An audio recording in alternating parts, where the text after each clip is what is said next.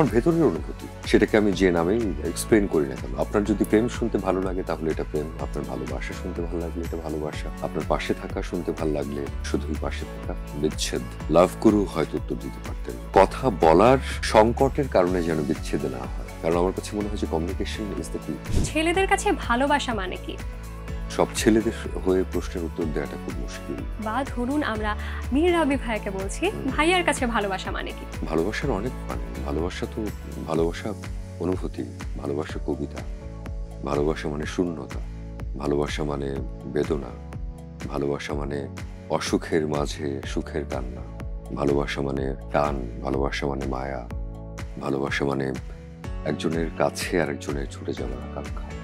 বর্তমান জীবনে সকলে প্রেমটাকে ভালোবাসার মতো করে দেখে, কিন্তু দুটোর তো ভিন্ন ভিন্ন অর্থ আছে। আপনাকে যদি এই দুটোর ডেফিনেশন করতে হয়, প্রেম কি এবং ভালোবাসা কি, এবং কোনটা আসলে সত্যিকার অর্থে হয়ে থাকে, আপনি কিভাবে বর্ণনা করবেন? দুটোই হয়ে থাকতে পারে, দু রকম হয়ে থাকতে পারে। খুব যে বেশি পার্থক্য আছে আমার তো তাও মনে হয় না।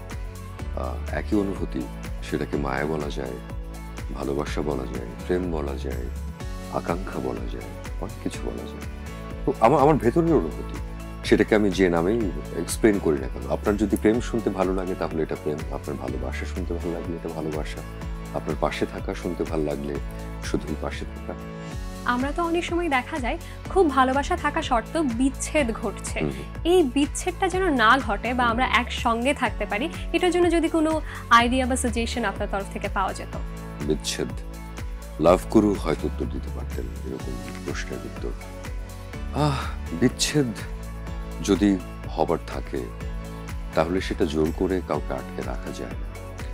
আর আমার কাছে মনে হয় যে দুটো মানুষের যদি বিচ্ছেদ হয়, তৎক্ষণাৎ দুটো মানুষের ভেতরেই অনেক ইমোশনের দোলাচল থাকে, দুঃখবোধ থাকে, অভিমান থাকে, হয়তো না বলা অনেক কিছু থাকে হয়তো।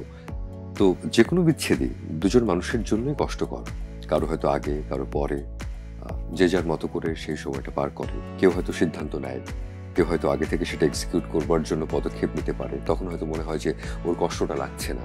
আরেকজনের মনে হয় যে আমার হৃদয় ভেঙে যাচ্ছে, কারণ ও তো চলে যাচ্ছে, ওর হয়তো অন্য জার্নি আছে, বা ওর খারাপ লাগাগুলো হয়তো সে অন্যভাবে ডিল করেছে। তো বিচ্ছেদ যদি হবার থাকে সেটা হবে। বিচ্ছেদ যাতে না হয়, ভীষণ কষ্ট নিয়ে যাতে মানুষের দূরত্ব তৈরি না হয়, আর কথা বলার সংকটের কারণে যেন বিচ্ছেদ না হয়, সেদিকে লক্ষ্য রাখা যেতে পারে। কারণ আমার কাছে মনে হয় যে কমিউনিকেশন ইজ দ্য কি।